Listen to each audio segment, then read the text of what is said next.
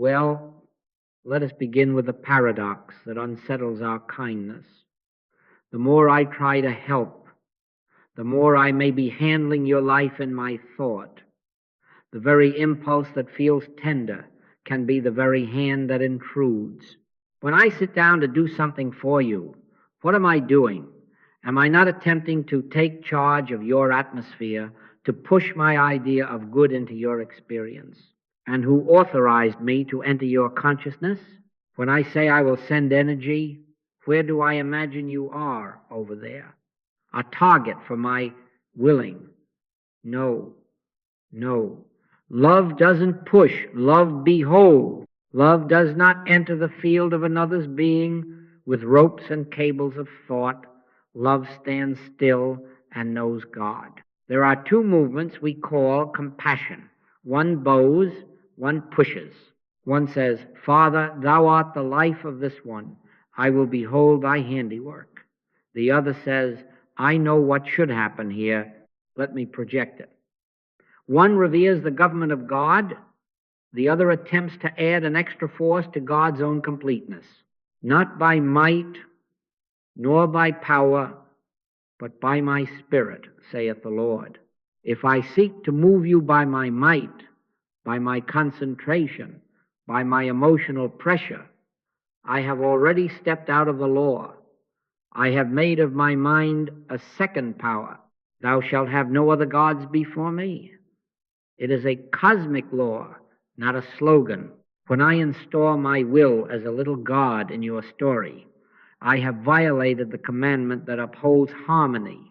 Let me be plain. I never send energy to people, no matter how noble the motive sounds. I do not send rays, thoughts, blessings as a personal force. I have studiously avoided mental and physical contacts. Why? Because love does not manipulate. Because spiritual law is impersonal, and when you try to use it, it uses you. As ye sow, so shall ye reap. If you sow interference, you will reap interference. If you sow control, you will be controlled. Do not ever tamper with the cosmic law, because it is a double-edged sword. You violate it with the sugar of good intention, and still it makes its cut, for there can be no selfish purpose in a divine principle. You are not a distant object for my thought to strike. You are spiritual being, forever in God. Even to think of you as a target dignifies illusion. In him we live and move and have our being. Where shall I send him to reach him? Where shall I dispatch energy to find the one who is already all? If I imagine you outside, where I am imagine you outside of the all, I have already lost the thread. I have placed you and me in two powers, two places, two minds. No, my conscious oneness with God constitutes my oneness with all spiritual being and idea. I am not the actor. God is the actor. I am the witness. I am the instrument, never the intervener. Love thy neighbor as thyself. How? By honoring the same law for my neighbor that I honor for myself. One God, one life, one mind. Love will not break into a neighbor's house, even with a bouquet in its hand. Love will not trespass consciousness, even with a prayer that shouts. Love is meek, love is mild, and yet love is the might of God when I stand out of the way. Be still and know that I am God.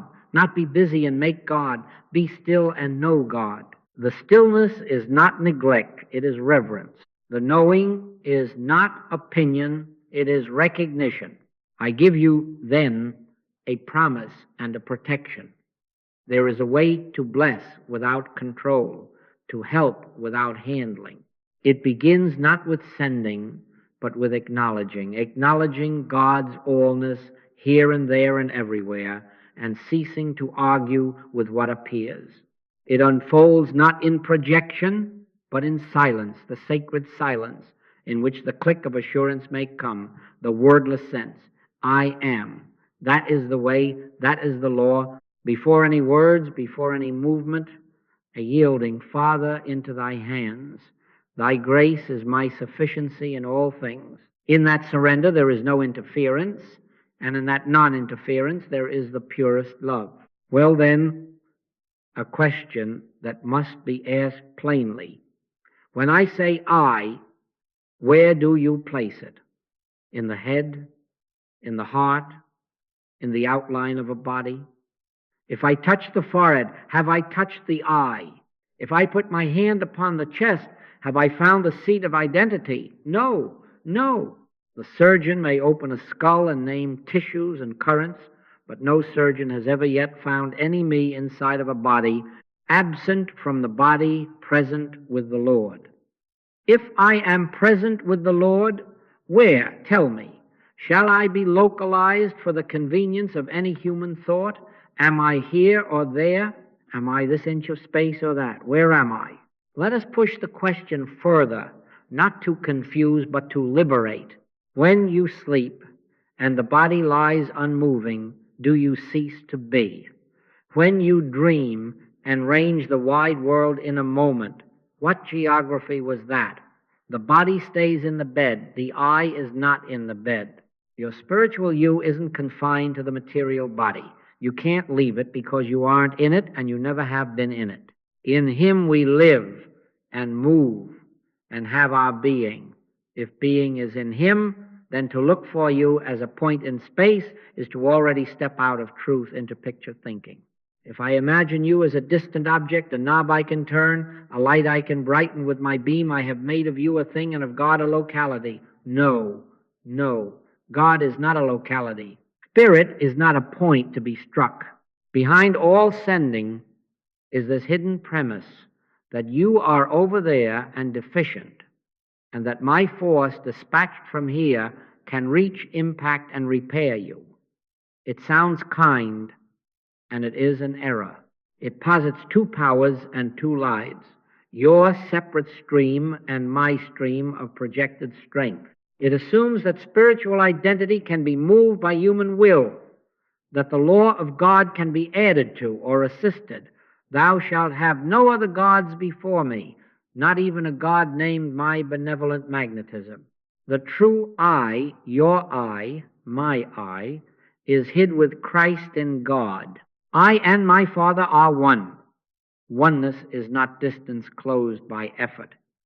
It is completeness realized by surrender. If you are already in God, what can my pressure add? If I am already in God, what is there to send? Nothing. Nothing but recognition. Consider how crude the picture becomes when we say, I will aim a thought at you. Which you? The outline you see in the mirror?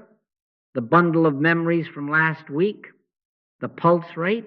If I cannot find you in a bone or a nerve, how shall I address a mental package to you as if you were a mailbox? Neither shall they say, lo here or lo there. For behold, the kingdom of God is within you. Within, not within matter, but within the withinness of spirit, the unbounded life that is God's own being expressing as you. There is no handle to pull on that. There is no lever, no wand, no mental cable long enough to lasso the infinite. Attempt it, and you have lowered truth to mechanics and made yourself a mechanic of the soul. Do not do it. Then what? If I cannot truly localize you, my work cannot be to target you. If the I of you is spiritual and forever held in God, my relation to you cannot be influence. It must be witness. It cannot be impact. It must be recognition. I am not appointed to move you. I am called to know God. Be still and know that I am God. Be still, not aim. No, not press.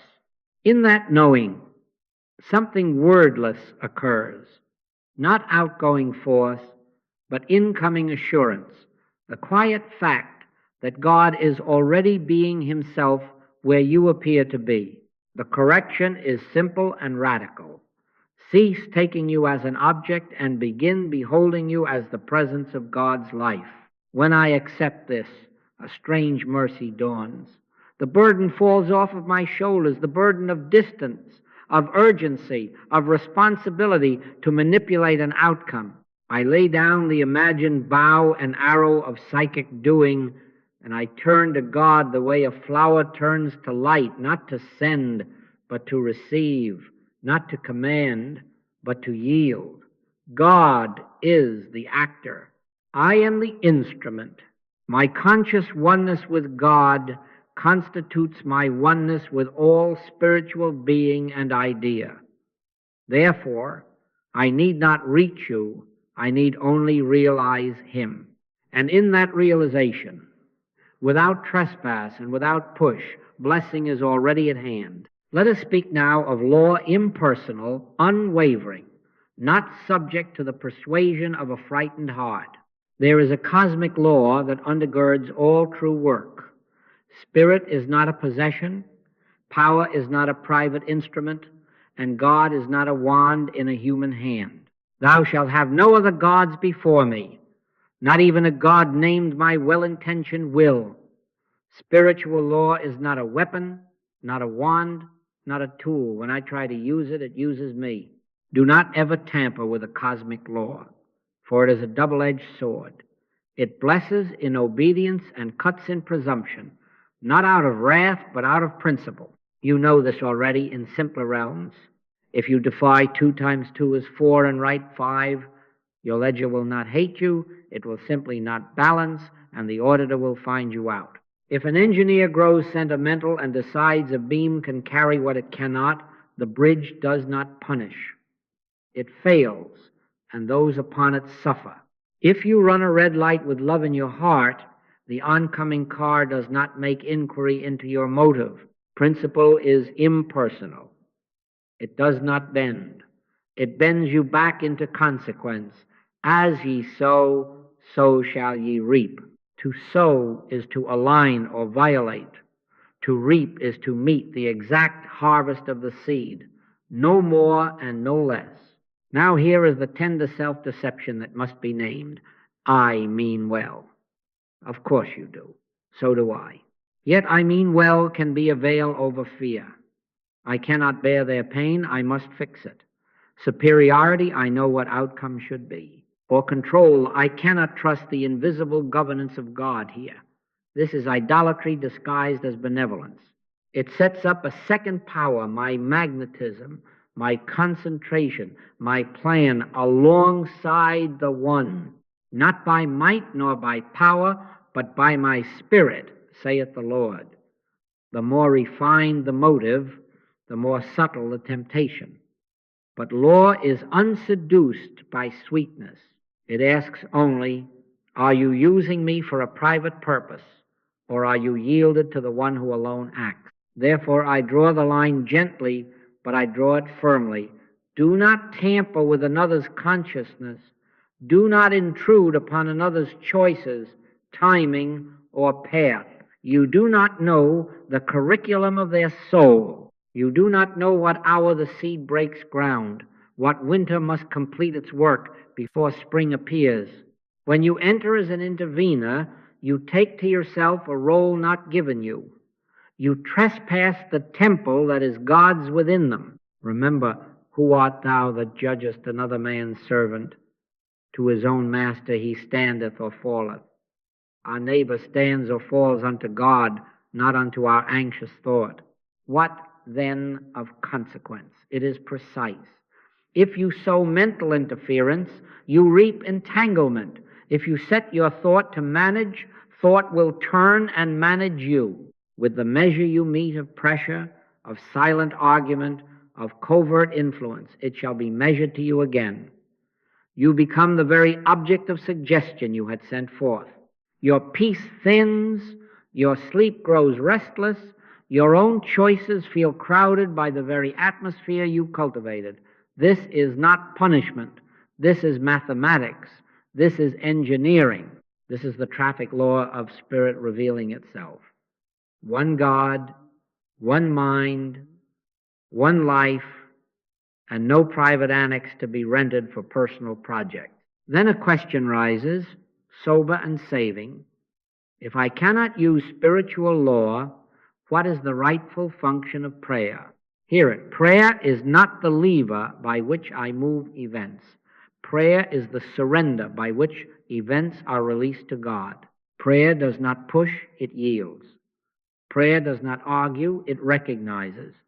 Prayer does not add power to a situation, it acknowledges that power is already omnipresent. Be still and know that I am God.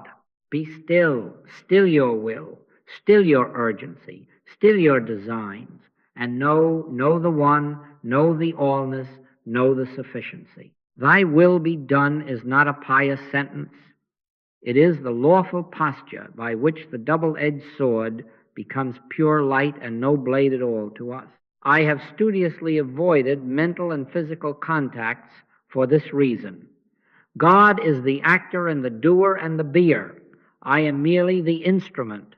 When I accept that, I do not touch your will, I do not enter your timings, I do not set an outcome, I retire from using and rest in being used by God if God have any use for me in that instant. And if not, I rest still.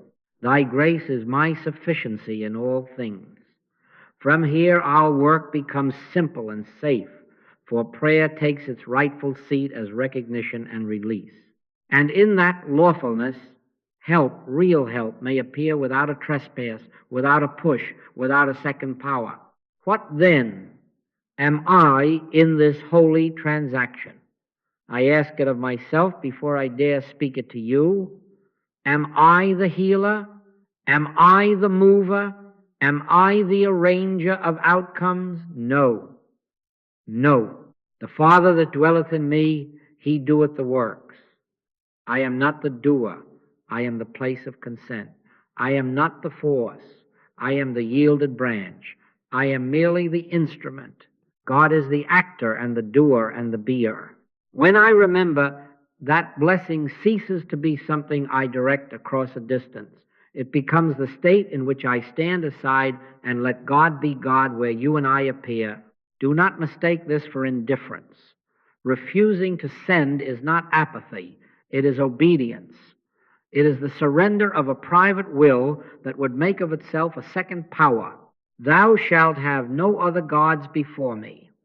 Not the God of my urgency, not the God of my clairvoyance, not even the God of my tender plan. To enthrone a second power is to violate the commandment that God's harmony.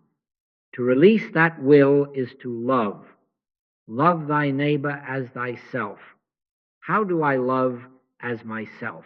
By giving my neighbor the same sacred freedom I plead for in my own soul, freedom from being handled, nudged, or steered by human thought.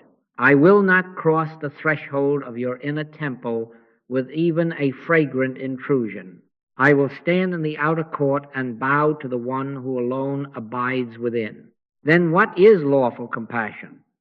It is not to push a preferred picture, it is to behold presence. It is to look where human sense reports lack, disease, conflict, or fear, and refuse the verdict of appearances. Judge not according to the appearance, but judge righteous judgment. Righteous judgment is not a human verdict. It is the recognition of God's allness here. It does not argue with symptoms. It beholds the life that is never sick. It does not wrestle a mind. It acknowledges the mind that is never confused. It does not brace against danger. It recognizes the presence that never leaves nor forsakes. In that beholding, there is no interference, because there is no second actor in store. There is only the one acting as the law of its own being. I can testify that when I have retired from intervention and taken my seat as witness, something quiet and faithful occurs, not a surge leaving me, but a peace arriving as me. It wants to say and speak and do, but without words, without pressure. My conscious oneness with God constitutes my oneness with all spiritual being and idea. And in that oneness, no mental cable is thrown, no current is pushed. There is only divine selfhood recognizing itself. Sometimes nothing outward changes at once, and yet the atmosphere clears. Sometimes the phone rings and we hear, it has lifted. I cannot claim it. I dare not. I keep to the truth. God is the actor. I am the instrument. So hear the turn we are making. I do not act upon another. I yield to God's action, and that yielding is the blessing. This is not passivity. It is the highest activity of the soul, consent to the infinite. It preserves the law, one God, no other, and it fulfills the commandment of love by refusing trespass. And it prepares the way for practice, not theory. For what do I do when a need presents itself? I do not plan and I do not project. First, I recognize. First, I acknowledge the allness of God right where the shadow seems to speak. Then I grow still. Be still and know that I am God. In that stillness, we shall wait desireless, attentive until assurance dawns. We will go there together. Recognition and then the holy silence. And in that silence, without push and without second power, we shall discover that thy grace is my sufficiency in all things. When a need presents itself, my first motion is not outward, not toward your name, not toward a diagnosis or a storyline. My first motion is inward. I close the door of sense and say within, Father, thou art the only presence, the only power, the only life here. Hear, O Israel, the Lord our God is one Lord, one, not two forces contending, not God and a problem, not spirit and a shadow. In that acknowledgement, I refuse to begin with you as a problem. I begin with God as all. I am not in the physical. I am absent from the body, present with the Lord. And in that presence, I do not go out to treat a condition. I stand still to know God. Be still and know that I am God. Then the quiet work begins. I withdraw the pictures, every report, every scan, every memory that paints a contour of trouble. I do not argue with them. I release them. I will not argue with what appears, for arguing grants it a secondary life. I turn instead to recognition. God is, therefore harmony is.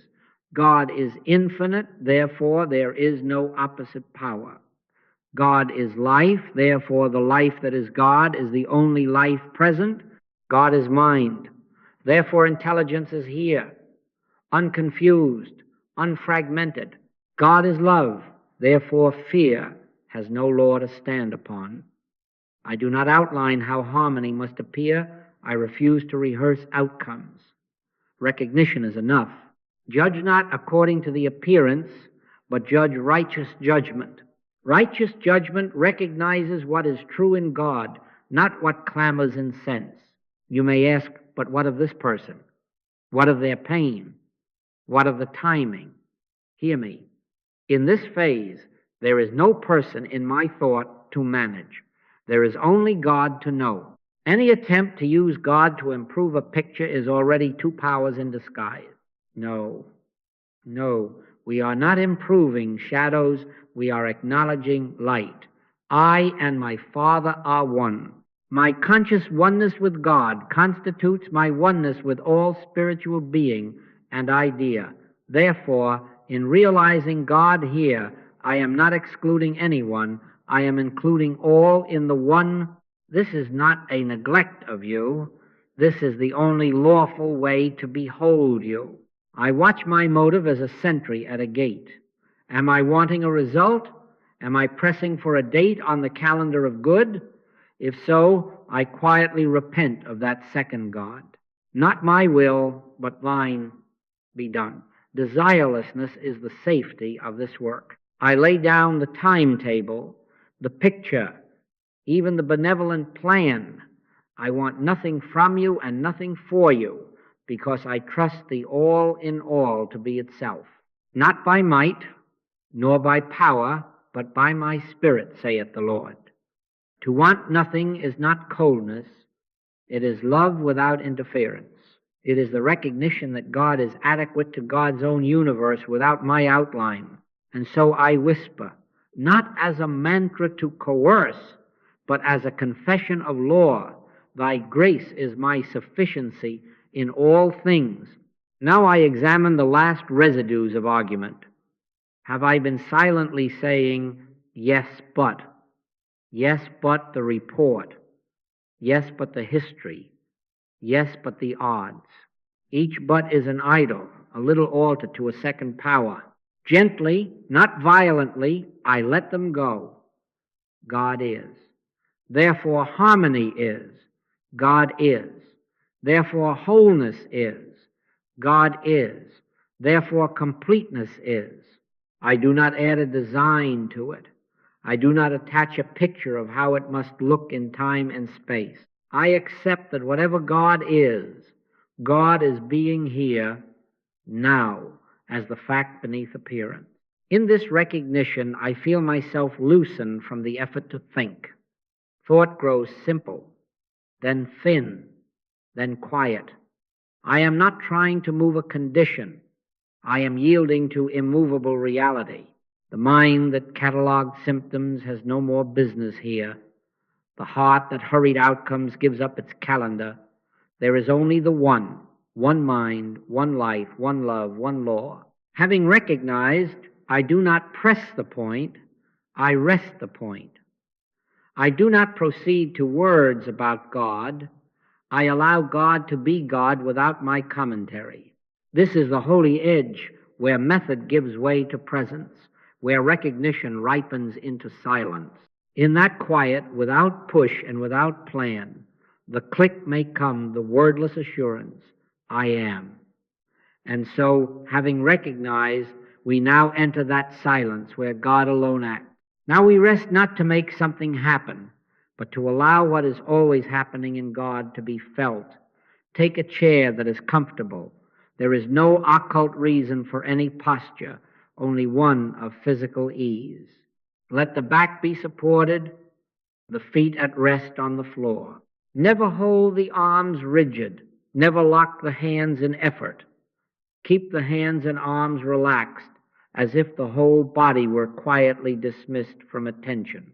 In this position, with the eyes closed, I am virtually unaware of having a body. I am not in the physical, absent from the body, present with the Lord.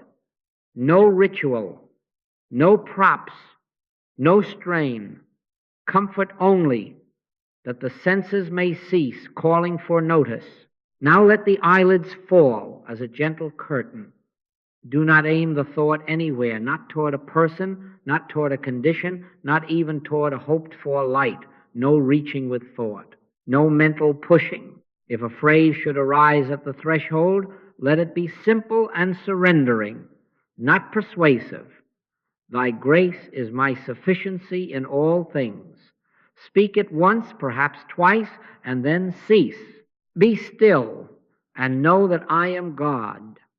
Be still, no inner argument, no recitation of promises, no schedule of results, no analysis, no reasoning, only recognition. And if the mind wishes to perform, to rehearse, to fix, let it be met with a quiet, no, not that, not now, not a bit. This silence is not blankness. It is not vacancy. It is receptivity without desire, attention without direction. Not my will, but thine be done. We are not waiting for a sign to approve a plan. We are emptying the plan. We are not trying to hold the mind like a clenched fist. We are opening the hand. Waiting, yes, but not on time. Waiting, yes, but not for outcome. We wait upon the Lord. They that wait upon the Lord shall renew their strength.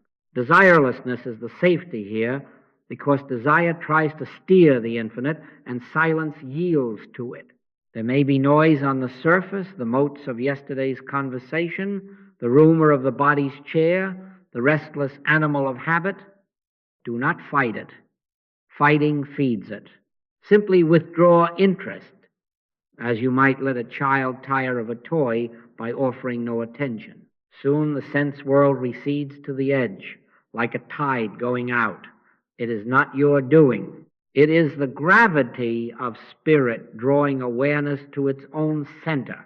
Then, sometimes quickly, sometimes after a while, there comes what I have called the click. Not fireworks, not a trance, a settling, a softness, as if a tension you had not admitted you were carrying drops off your shoulders without a sound, or a lift light without brightness, an ease that needs no proof. At times it is a wordless sentence rising of its own accord. It is I, be not afraid. At times it is only a hush, an inner Sabbath. I and my Father are one. You know it by its nature. It requires nothing of you. It argues nothing. It commands nothing. It simply is, and you are in it. The peace of God that passeth understanding. This is the point of work. The true work is not my concentrated thought. It is my receptivity until God's assurance is felt. Do not try to lengthen it when it comes. Do not lament when it seems delayed. Both grasping and regretting are forms of will, not by might nor by power, but by my Spirit, saith the Lord. Let the click be what it is. Consent, rest. Let the Father that dwelleth in me do the works. The doing, if there be any, is God's. Your part is wholly non-doing. Now, if a person's name floats up, if a situation rises like a picture at the edges of this silence, do not seize it. Do not reach out. Do not form a beam or a cord or a stream. Hold nothing and no one by the handle of thought. Return gently to the one. My conscious oneness with God constitutes my oneness with all spiritual being and idea.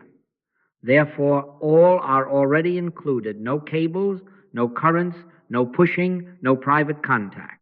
In this assurance, you behold without entering, you love without handling. From this interior Sabbath, we shall learn to hold another in God without the trespass of mental contact.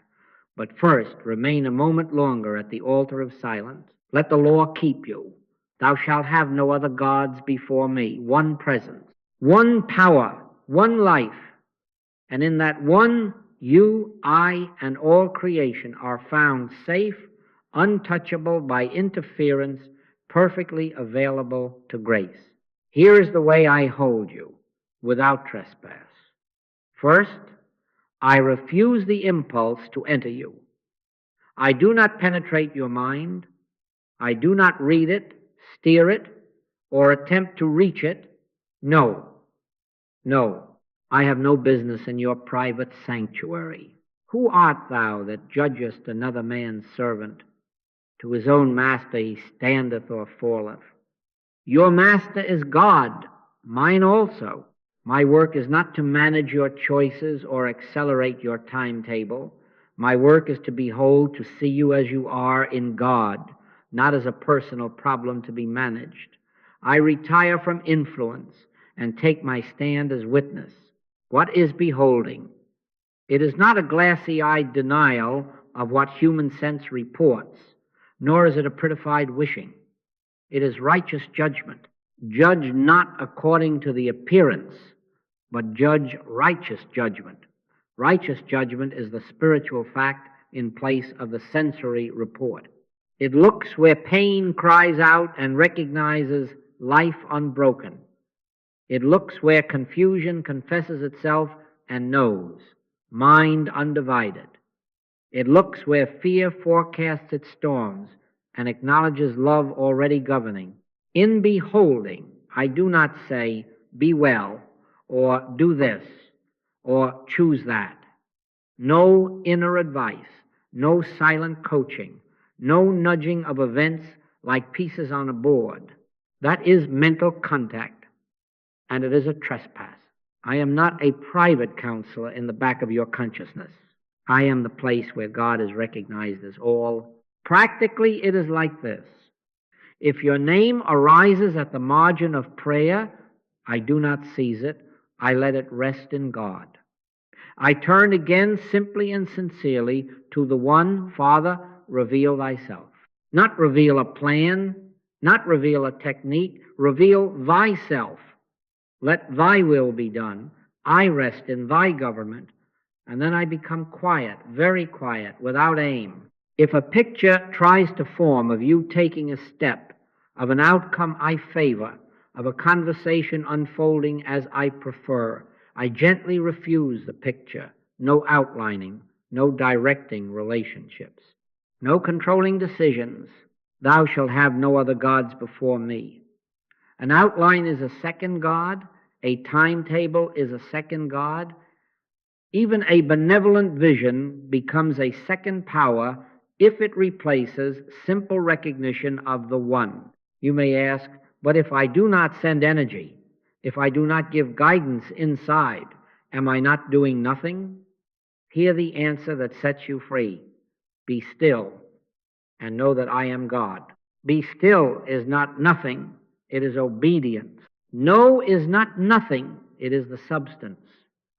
To refrain from interference is not a void, it is the altar where the fire falls without human match. Not by might, nor by power, but by my Spirit, saith the Lord. Might is the push of thought. Power is the lever of personality. Spirit is God acting as himself, universally present, universally sufficient, when I am still and know I have done the only lawful something there is to do. So I keep to inner language that opens space instead of filling it. Father, reveal thyself. Let thy will be done. I rest in thy government. Sometimes it is only thy grace is my sufficiency in all things, and then silence. I do not add petitions about you. I do not bargain for conditions. I do not discreetly slip in my preference under the cloak of prayer. No, no. Love does not push. Love yields. Love releases. Love beholds God in and as the one before me and leaves them free in God. Where the Spirit of the Lord is, there is liberty. Liberty from my influence, liberty from my fear, liberty for God to be God. There is a safety in this that you can prove. When I behold you in God, I do not feel entangled afterward because I have not thrown a line. I do not grow anxious to check results because I never set an outcome. I do not rehearse our next conversation in the secret theater of thought because I am not the playwright of your life. I have studiously avoided mental and physical contacts, and in that abstinence I have found a cleaner channel. My conscious oneness with God constitutes my oneness with all spiritual being and idea, without a push, without a beam, without a secret voice in your ear. And what if nothing seems to happen?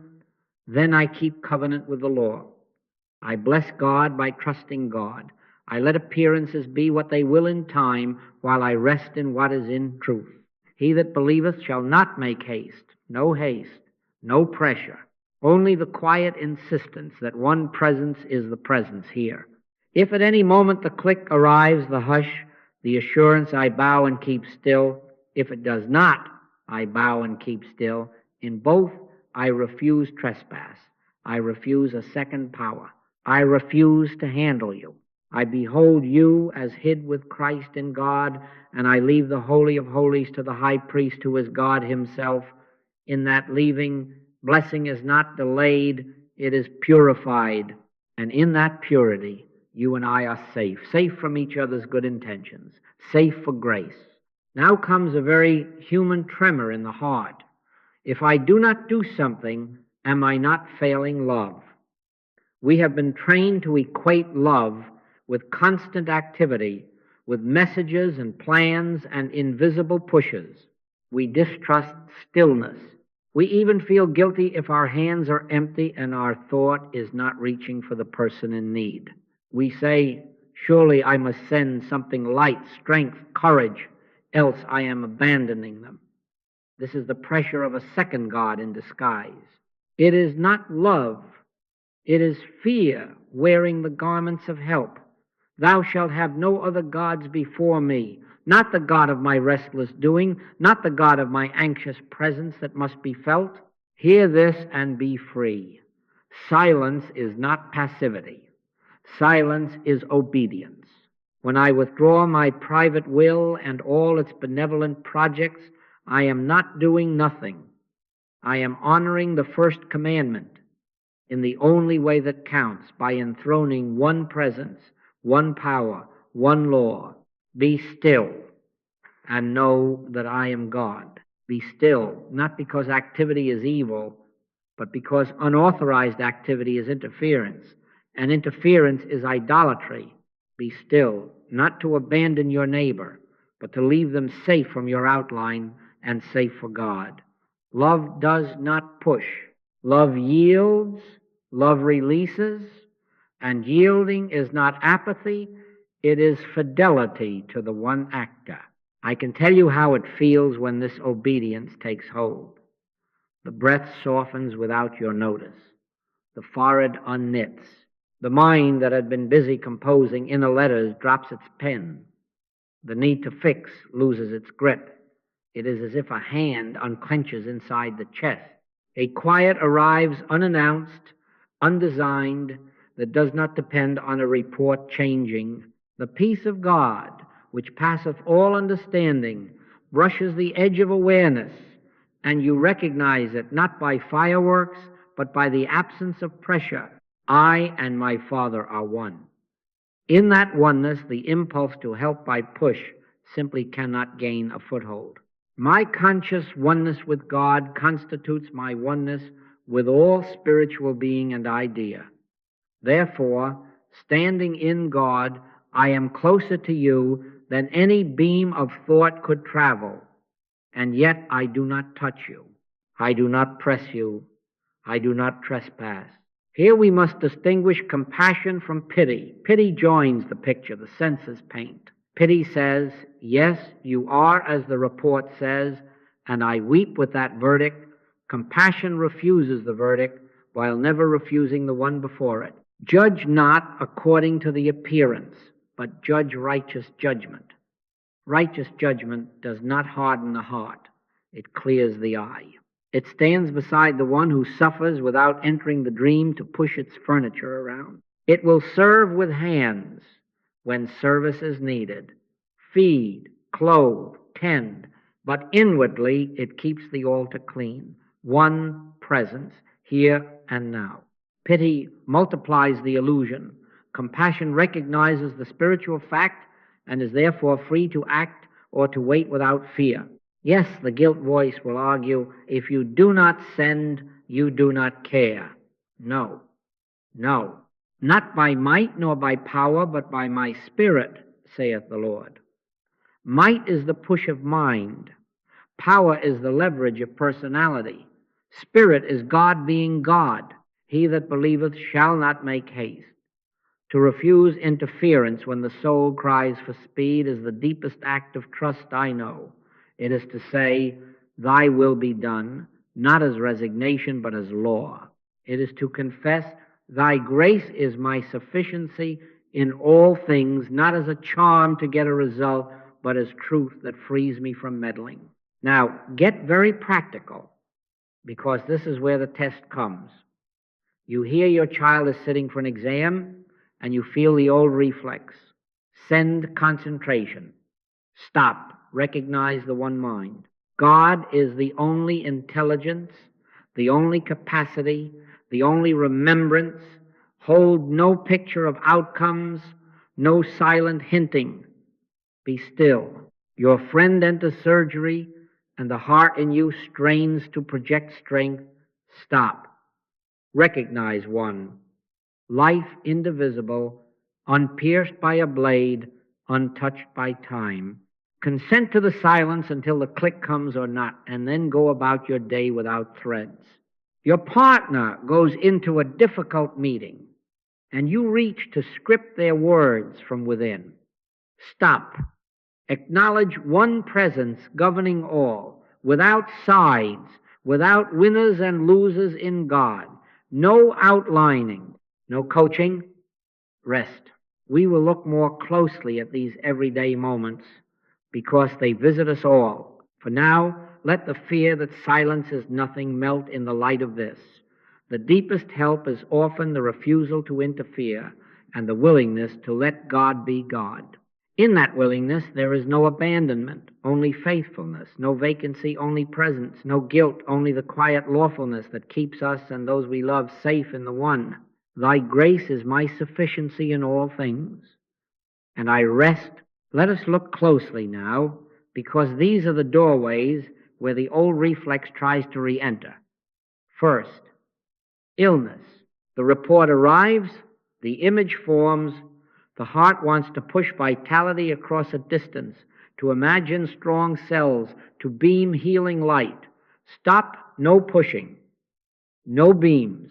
Judge not according to the appearance, but judge righteous judgment. Righteous judgment begins not with the patient, not with the scan, not with the diagnosis. It begins with God. God is life. Therefore, the life that is God is the only life present. I am the resurrection and the life. I do not project health. I recognize life. I do not command tissue. I acknowledge presence. I withdraw pictures, names, times.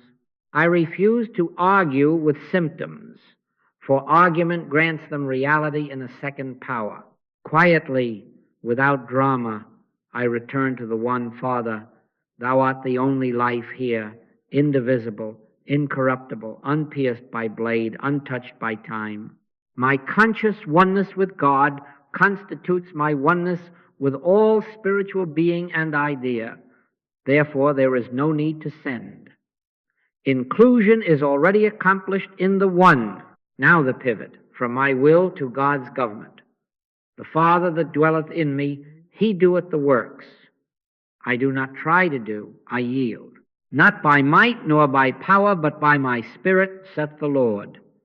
Might is the push of mind. Power is the leverage of personality. Spirit is God being God. Having recognized, I enter silence. No petitions, no visualizations. Just be still and know that I am God.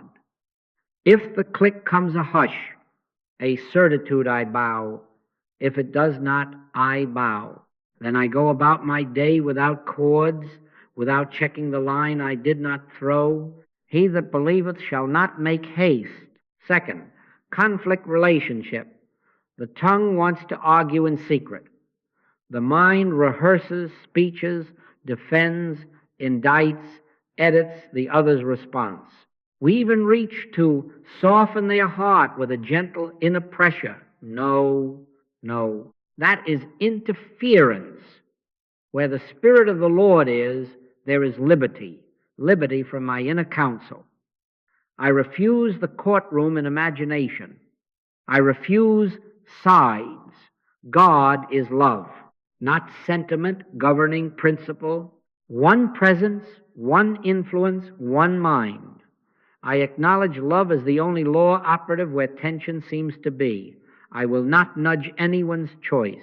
I will not compose a better conversation inside their consciousness. I recognize love as already ordaining whatever peace is true in God, whether or not it looks like my plan.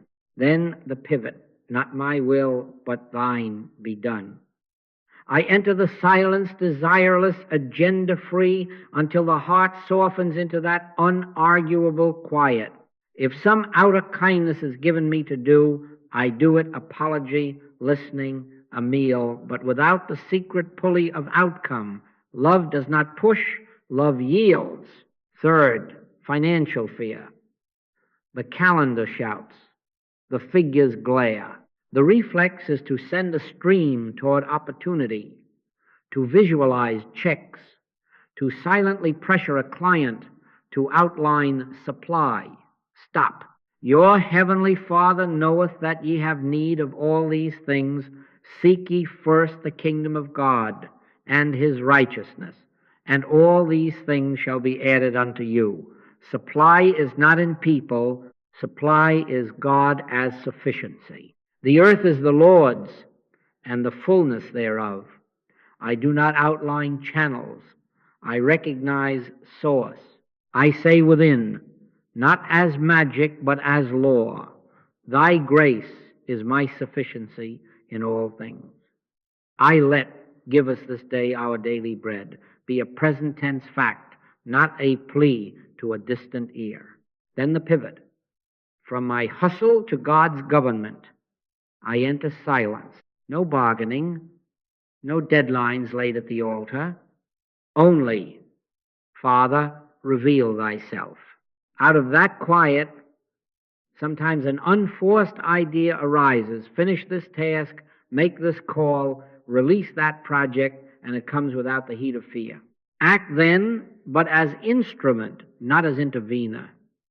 Commit thy way unto the Lord, trust also in him, and he shall bring it to pass. In every situation, the substitute is the same. Recognition of God's allness, then silent surrender. Recognition cleans the lens. Surrender removes the hand. And what is the fruit? You find that anxiety loses its hooks because there is nothing for it to catch. You have not thrown a line. You discover a peace that does not wait for evidence. You speak less and mean more. You move when moved and are still without guilt when stillness is your obedience. My conscious oneness with God constitutes my oneness with all spiritual being and idea. Therefore, without mental contact, you feel a deeper companionship with all. Integrity gathers. The channel clears. As you sow, so shall ye reap. You have sown non-interference, and you reap liberty. Liberty from the pressure to manage a universe, and liberty for God to be God where you and I appear. And under that liberty, a quiet confidence grows, not in method, not in outcome, but in the one whose grace is, this moment, sufficiency in all things. What then is the harvest when we stop pushing? First, fear loses its occupation. Fear feeds on management. It fattens on outcomes. It keeps an account book of contingencies and calls it love. Remove the work of using power upon another, and fear has nothing left to hold. The hand unclenches. The breath remembers itself. Compassion, no longer mixed with panic, becomes pure. It is not pity that joins the picture. It is compassion that beholds God. The peace of God, which passeth all understanding, proves itself not by removing a storm, but by removing the inner weather vane that keeps checking the wind. In this peace, I do not become indifferent. I become clean. I can serve with hands without projecting with mind. I can listen without editing another's soul. I can stand still without the guilt that whispers, do something. Next, ethics becomes simple. I no longer accept responsibility for what belongs to God. I take full responsibility for my consciousness. Outcomes are God's. The Father that dwelleth in me, he doeth the works. My part is lawfulness within. No second powers, no outlining, no beams, no chords, no private counsel disguised as prayer. I do not promise results, I promise obedience. I do not sign my name to a timeline. I sign my heart to the first commandment. In this, integrity gathers. There is no covert agenda, no hidden lever, no inner theater where I rearrange your choices. As ye would that men should do to you, do ye also to them likewise. I would not have you reach into my consciousness with even the kindest hand. Therefore, I will not reach into yours. The golden rule is not a sentiment. It is spiritual hygiene. Where the Spirit of the Lord is, there is liberty. Liberty from one another's will, liberty for God. As this alignment holds, the channel clears. I have studiously avoided mental and physical contacts because every thread I throw tangles me to results. Every thread I do not throw leaves me free to witness the presence that heals. My conscious oneness with God constitutes my oneness with all spiritual being and idea. Therefore, without contact, I am not distant. I am present at the root. Without push, I am not idle. I am usable. Without control, I am not helpless.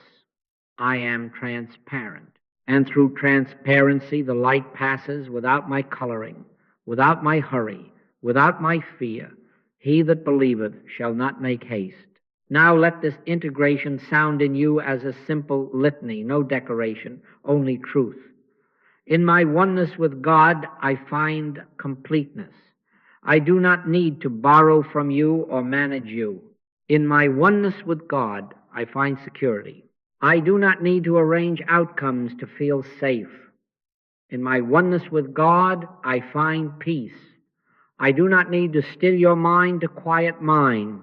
In my oneness with God, I find joy. I do not need your agreement to be whole.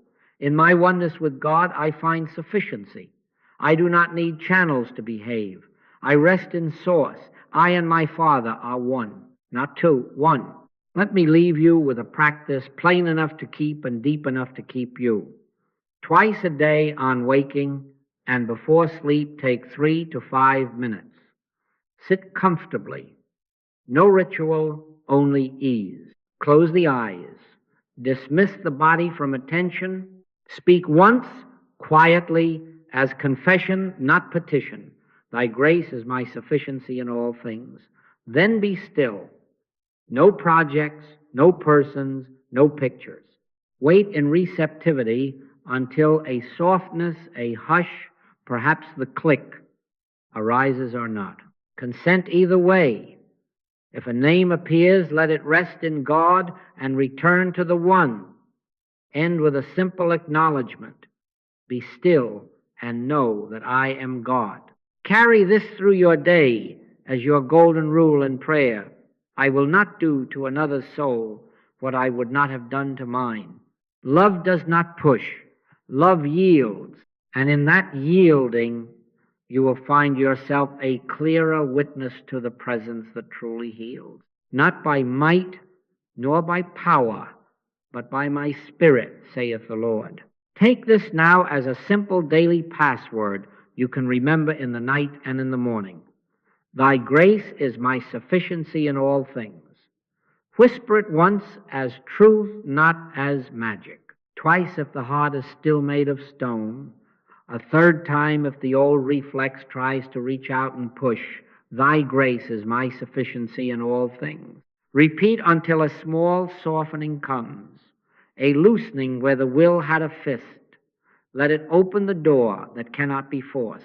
Knock, and it shall be opened unto you. The knock is not noise, it is trust. Then follow this plain sequence, unadorned and complete. Recognition. God is one presence, one power, one life. Hear, O Israel, the Lord our God is one Lord. I pause there until the truth, not the words, begins to sound. Release. Not my will, but thine be done. I lay down the outline, the timeline, the private lever. Thou shalt have no other gods before me. Receptivity. Be still and know that I am God. No pictures, no people, no projects. Silence, not a blankness, but a yielded room where spirit is free to be spirit. Gratitude. Thank you. Not for a thing obtained, but for God being God. In everything give thanks. Recognition, release, receptivity, gratitude. A circle so simple the child in us can remember it at any hour. Make now the ethical vow that keeps the altar clean. I will not send. I will not push. I will not manipulate. Never. No, not for good causes, not for tender reasons, not for emergencies that flatter the ego. Where the Spirit of the Lord is, there is liberty. I will not enter another sanctuary uninvited. I will not place my hope in beams, cords, outlines, or secret advice. As ye would that men should do to you, do ye also to them likewise. I would not be handled, therefore I will not handle. Love does not push. Love yields. Love beholds God and leaves the rest to God.